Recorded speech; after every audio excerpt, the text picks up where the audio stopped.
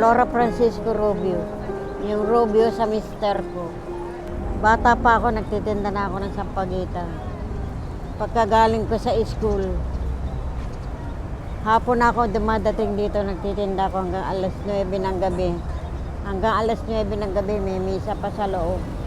Ang tatay ko matanda na, hindi na nakakapagtrabaho. Ang kuya ko na lang ang sumusuporta sa aming magkakapatid. Tapos lang ako ng high school, 53, 54. Pagkagaling ko sa school, punta na ako dito mga alauna, alas 2 ng hapon.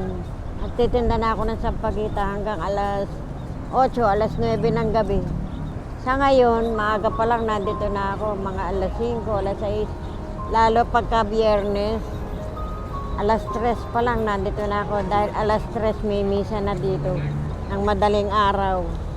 Mahaba-haba ang pagtitinda ko pag araw ng biyernes. Hanggang alas 12 ng gabi, maraming tao pa sa loob ng simbahan. Kaya ko naman lahat eh. Nag-apply ako pero lagi na lang sinasabi sa akin, kulang ako sa sukat. Kahit tapos ako ng high school, hindi ako kahit clerical position man lang, wala eh. Dahil kulang ako sa sukat. Ang taba-taba ko pa, punggok ako. Maliit lang ako nung wala pang 5, 4 plus lang. Malaki rin na itulong nito.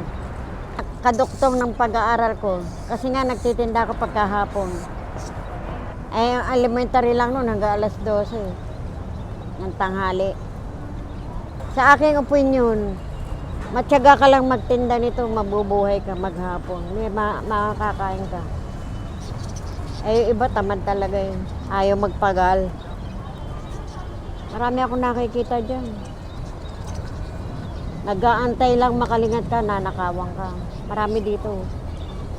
Ayaw magpagal talaga, ayaw magpakapagod. Marami dyan. Kilala ko na.